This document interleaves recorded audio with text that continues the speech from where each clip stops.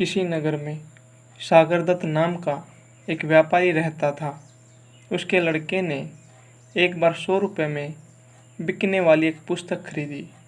उस पुस्तक में केवल एक श्लोक लिखा था, जो वस्तु जिसको मिलने वाली होती है वह उसे अवश्य मिलती है।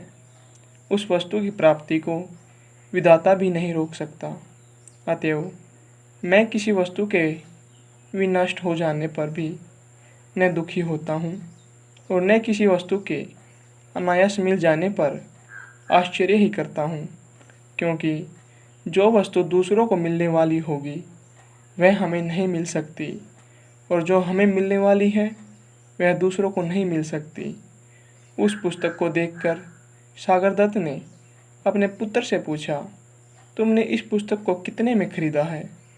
पुत्र ने उत्तर दिया, 100 रुपये में। अपने पुत्र से पुस्तक का मूल्य जानकर सागरदत्त कुपित हो गया। वह क्रोध से बोला, अरे मूर्ख, जब तुम लिखे हुए एक श्लोक को 100 रुपये में खरीदते हो तो तुम अपनी बुद्धि से क्या धन कमाओगे? तुझ जैसे मूर्ख को मैं अब अपने घर में नहीं रखूँगा। उसका पुत्र अपमानित होकर घर से निकल गया। वह एक नगर में पहुँचा। लोग जब उसका नाम पूछते तो वह अपना नाम प्राप्तव्य अर्थ बतलाता। इस प्रकार वह प्राप्तव्य अर्थ के नाम से पहचाना जाने लगा। कुछ दिनों बाद नगर में एक उत्सव मनाया गया। नगर की राजकुमारी चंद्रावती अपनी सहेली के साथ उत्सव की शोभा देखने निकली। जब वह नगर का भ्रमण कर रही थी तो किसी देश का राजकुमार उसकी दृष्टि में आ गया। वह उस पर मुग्ध हो गई और अपनी सहेली से बोली, सखी, जिस प्रकार भी हो सके इस राजकुमार से मेरा समागम कराने का प्रयास करो। राजकुमारी की सहेली तत्काल उस राजकुमार के पास पहुंची और उससे बोली, मुझे राजकुमारी चंद्रावती ने आपके पास भेजा है। उनका कहना है कि आपको देखकर उनकी दशा बहुत शोचनीय हो गई है। आप तुरंत उनके पास न गए तो मरने के अतिरिक्त उनके लिए अन्य कोई मार्ग नहीं रह जाएगा। इस पर उस राजपुत्र ने कहा, यदि ऐसा है तो बताओ कि मैं उनके पास किस समय और किस प्रकार पहुंच सकता हूं। राजकुमारी की सहेली बोली, रात्रि के समय उसके शयन कक्ष में चमड़े की एक मजबूत रस्सी लटकी हुई मिलेगी। आप उस पर चढ़कर राजकुमारी के कक्ष में पहुंच जाना।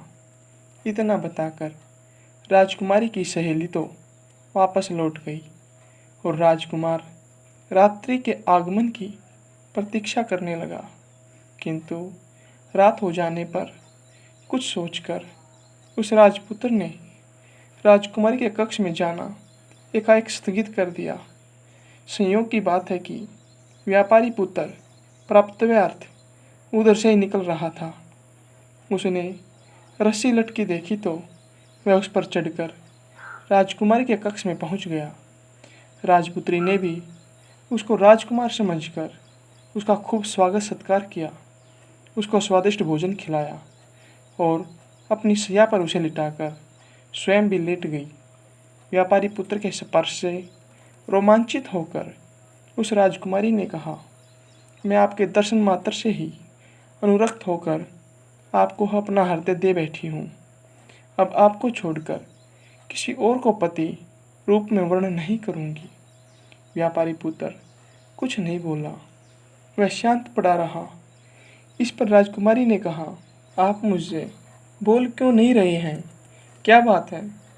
तब व्यापारी पुत्र बोला, मनुष्य प्राप्तक वस्तु को प्राप्त कर ही लेता है। यह सुनकर राजपुत्री को संदेह हो गया। उसने तत्काल उसे अपने शयन कक्ष से बाहर भगा दिया। व्यापारी पुत्र वहाँ से निकलकर एक टूटे फूटे मंदिर में विश्राम करने चला गया। संयोग की बात है कि नगर रक्षक अपनी प्रेमिका से मिलने उसी मंदिर में आया हुआ था। उसे देखकर उसने पूछा, आप कौन हैं? व्यापारी पुत्र बोला, मनुष्य अपने प्राप्तव्य अर्थ को ही प्राप्त करता है। नगर रक्षक बोला, यह तो निर्जन स्थान है, आप मेरे स्थान पर जाकर सो जाइए। व्यापारी पुत्र ने उसकी बात को स्वीकार तो कर लिया, किंतु अर्धनिद्रित होने के कारण भूल से वह उस स्थान पर न जाकर किसी अन्य स्थान पर जा पहुंचा। उस नगर रक्षक की कन्या विनयवती भी किसी पुरुष के प्रेम में फंसी हुई थी। उसने उस स्थान पर आने का अपने प्रेमी को संकेत दिया हुआ था, जहाँ पर प्राप्त्यर्थ पहुँच गया था। विनयवती वहाँ सोई हुई थी। उसको आते देखकर विनयवती ने यही समझा कि उसका प्रेमी आ गया है। वह प्रसन्न होकर उसका स्वागत सत्कार करने लगी।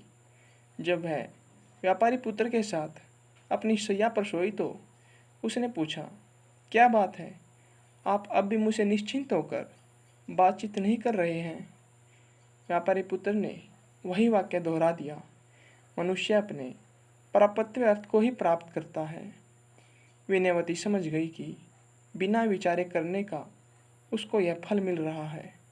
उसने तुरंत उस व्यापारी पुत्र को घर से बाहर जाने का रास्ता दिखा दिया। व्यापारी पुत्र एक बार फिर सड़क पर आ गया। तभी उसे सामने से आती एक बारात दिखाई दी। वर कीर्ति नामक वर बड़ी धूमधाम से अपनी बारात लेकर जा रहा था। वह भी उस बारात में शामिल होकर उनके साथ साथ चलने लगा। बारात अपने स्थान पर पहुंची। उसका खूब स्वागत सत्कार हुआ। विवाह का मुहूर्त होने पर सेठ की कन्या सज धज कर विवाह मंडप के समीप आ गई। उसी क्षण एक मदमस्त हाथी अपने महावत को मारकर भागता हुआ उधर आ पहुंचा। उसे देखकर भय के कारण सभी बाराती वर को लेकर वहां से भाग गए। कन्या पक्ष के लोग भी घबराकर घरों में घुस गए। कन्या उस स्थान पर अकेली रह गई। कन्या को भयभीत देखकर प्रपत्यार्थ ने उसे सांत्वना दी, डरो मत, मैं तुम्हारी रक्षा करूंगा। यह कहकर उसने एक हाथ से उस कन्या को संभाला और दूसरे हाथ में एक डंडा लेकर हाथी पर पिल पड़ा। डंडे की चोट से भयभीत होकर वह हाथी सहसा वहां से भाग निकला।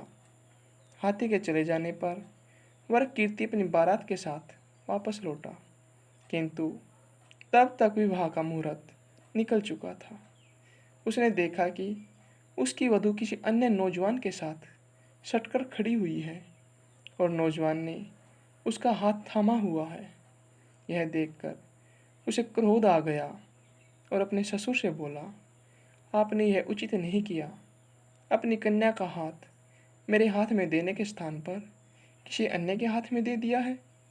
उसकी बात सुनकर सेठ बोला, मुझे स्वयं भी नहीं मालूम कि यह घटना कैसे घटी। हाथी के डर से मैं भी तुम सब लोगों के साथ यहाँ से भाग गया था। अभी अभी वापस लौटा हूँ।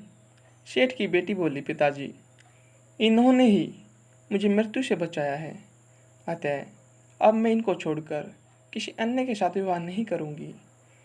इस प्रकार विवाद बढ़ गया और रात्रि भी समाप्त हो गई। प्रातःकाल वहाँ भीड़ इकट्ठी हो गई। राजकुमारी भी वहाँ पहुँच गई थी। विनयवती ने सुना तो वह भी तमाशा देखने वहाँ जा पहुँची।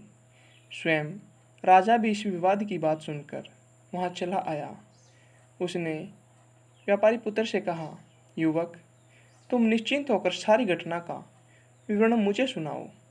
व्यापारी पुत्र ने उत्तर में यही कहा, मनुष्य प्राप्य अर्थ को ही प्राप्त करता है।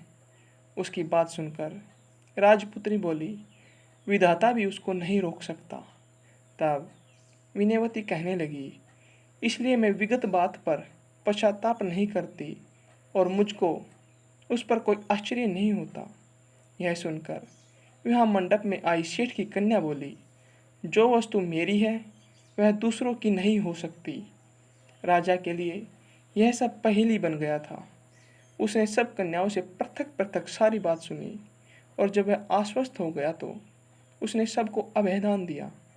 उसने अपनी कन्या को सभी आभूषणों से युक्त करके 1000 ग्रामों के साथ अत्यंत आदरपूर्वक प्राप्य अर्थ को समर्पित कर दिया।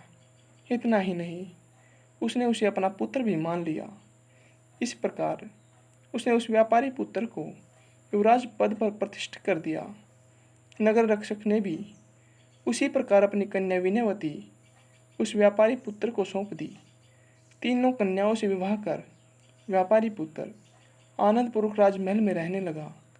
बाद में उसने अपने समस्त परिवार को भी वहाँ बुला लिया। शेख दाने दाने पर लिखा है खाने वाले का नाम।